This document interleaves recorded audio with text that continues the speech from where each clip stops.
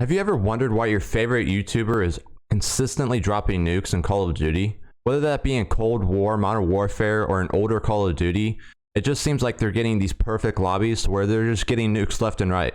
Wouldn't that be great to do the same thing yourself? If you're like most people, getting a 25 or a 30 kill streak comes once in a blue moon. Everything has to go right, the lobby has to be perfect, the connection has to be perfect, everything just needs to go their way. What if I told you 5 things that you can implement into your game right now to help you consistently drop nukes in whatever Call of Duty game you're playing? Don't believe me? Then keep watching.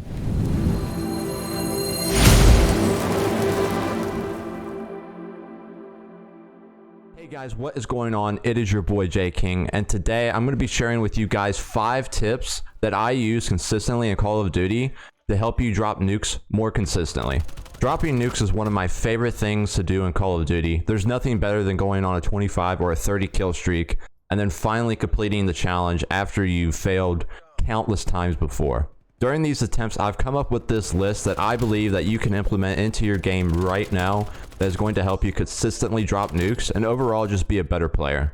These are going to be tips that you can implement into your game right now. I'm not going to be telling you to get better aim or get better map awareness. If you implement these tips into your game right now, you're going to see immediate results. And hopefully you'll be dropping more nukes of your own very, very shortly.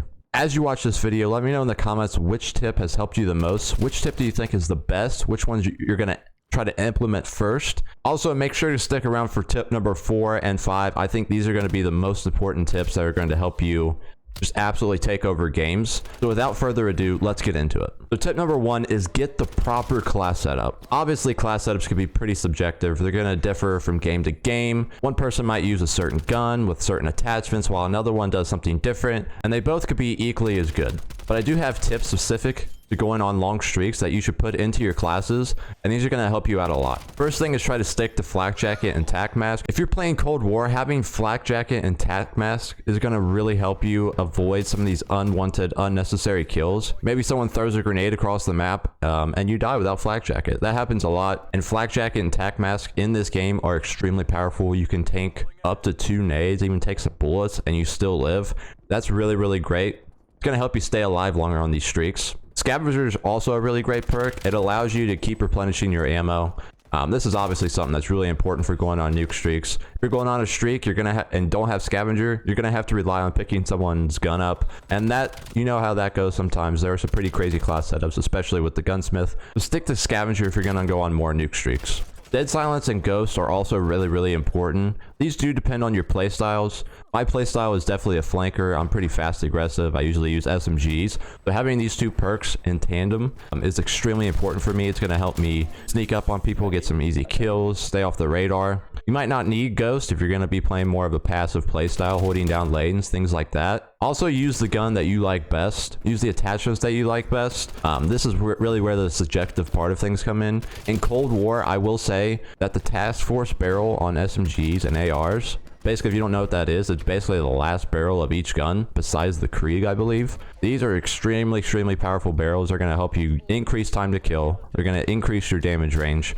They're overall going to help you win more gunfights. So I would just suggest sticking to the task force barrel. It's even so good now that they banned it in CDL and the rank play playlist. So try to stick to these if you're going to go on some pump stomping streaks. The second tip that I want to give to you guys is to use your mini-map. I know this might seem like a big, oh, just improve your map awareness sort of tip, but it's really not. The minimap is extremely, extremely useful in any Call of Duty that you're playing. The information that you can get from looking at your minimap is absolutely insane. You could tell where your teammates are, what lanes they're watching, where the enemy team is going to be spawning, where the enemy team could be flanking from, and when they could be doing it.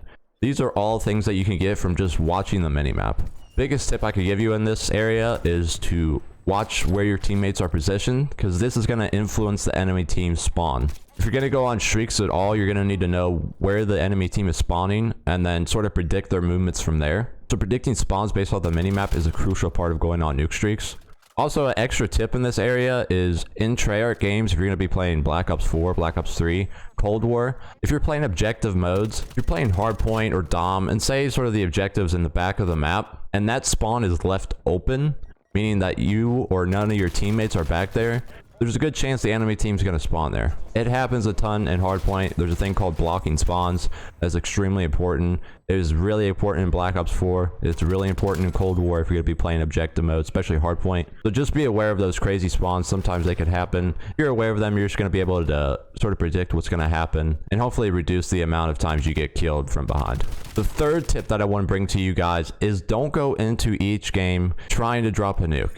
I know this might seem counterintuitive. Hey, I'm trying to drop nukes. Why should I go into a game thinking that I'm not going to drop a nuke? That's because that most of the time when you go into a game, you're not going to drop a nuke. No matter how good you are, even the best YouTubers, they play a ton, they get a ton of lobbies, they get a ton of gameplays, and you're only seeing the best of the best. Obviously, just work on your aim, work on your positioning, work on your map knowledge. These are all things that are going to help you improve. If you go into each game thinking that you're going to drop a nuke, and then you don't drop a nuke, you're going to get frustrated. Say you go on a 10 streak and you die, that's just going to lead to frustration. And frustration is going to decrease your cognitive performance, which is going to decrease the amount of nukes you drop. So if you go into each game just thinking, hey, I'm going to play some Call of Duty, have some fun, try to improve the best I can, try to focus on the game the best I can, the nukes will come themselves. This is especially true with skill-based matchmaking in the recent Call of Duties. So if you go into those sweaty games where everyone is absolutely insane, they're slide canceling on you, they're 360 no-scoping you, just go into that game trying to improve. It's going to help your cognitive performance by not leading to more frustration, and it's going to help you in future games.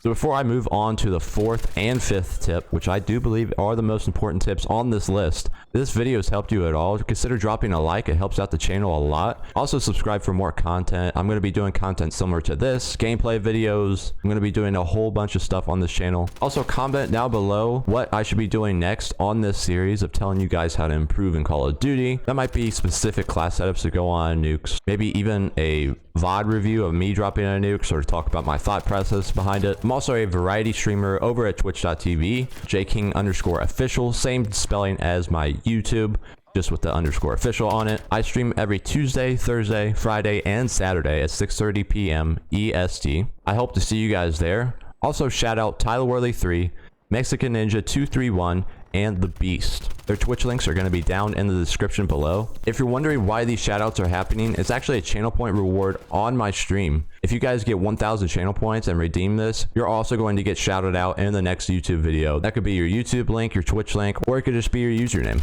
So I hope to see you guys over at Twitch. The fourth tip, and this is something that I see happen to almost everybody who tries to go on a nuke streak, is don't change your playstyle midway through the streak. I see this happen a ton. Usually people will try to get more passive, more protective, and try to play it more safe once they go on these streaks. Say you go on a 15, a 20, maybe even a 25, and the pressure's starting to set in. You're starting to get nervous. You're starting to shrink back sort of into the map. You're not playing aggressive anymore like you were. Some players will even speed up and play way too aggressive on a streak. Maybe they get too excited. Maybe they get too nervous. I don't know. They start not thinking clearly. But these are two good ways to get you killed off your nuke streak. Basically, there's a reason that you went on a streak to begin with. If you go on a 15 streak, you're obviously in a zone, you're obviously in a rhythm, you have map control. Why are you going to change up your playstyle now? If you're playing aggressive, keep playing aggressive. Obviously, don't go out and challenge 4 people at the same time.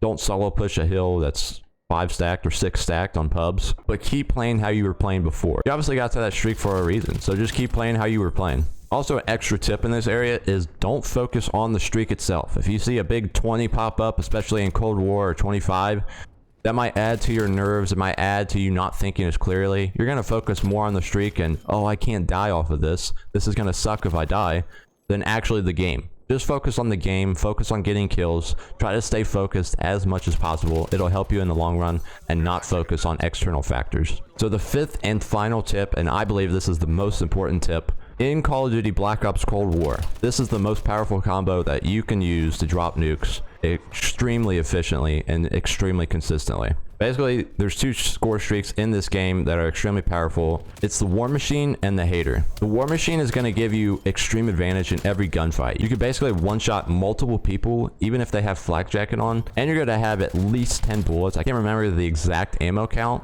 but you can string together at least 8 kills off of the score streak alone, and you're not going to be putting yourself at great risk. You're going to go into every gunfight, pretty much just shooting around the area where the enemies are, and you're going to be getting kills left and right. The Hater is basically the advanced UAV from past Call of Duty games. It's going to give you pretty much real-time positions on every enemy player on the map. even the direction that they're facing. Calling this in is going to give you extreme map advantage. It's going to tell you where every enemy is. This is extremely useful for going on streaks. No one's going to sneak up behind you if you're watching your minimap. You're also going to be able to pre-fire gunfights. You're just going to go into each gunfight at an extreme advantage. If you use these two together, you're going to get nukes. There is no question about it. Basically, all you have to do is get a war machine and then get 10 kills, and all of a sudden, that's 10 kills left just to get with your gun. Using these both together is going to give you just extreme advantages in every gunfight. I have not dropped a nuke without a war machine. And also, the hater is an extremely powerful thing as well. A quick tip on war machine usage: try to use the war machine as soon as you get it. With the way score streaks work in this game, as you go on higher streaks, you're going to be getting more bonuses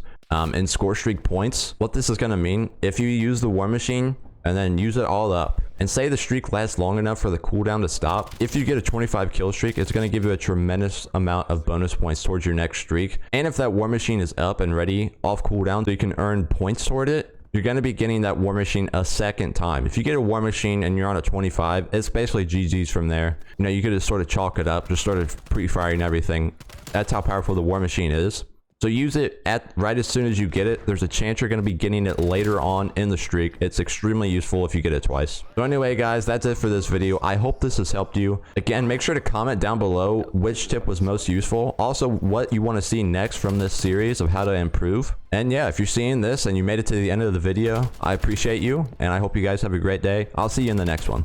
I got everything but you, and you're the only one I could really want. I'm out here on the lines, but I'm not trying to front. I'm out here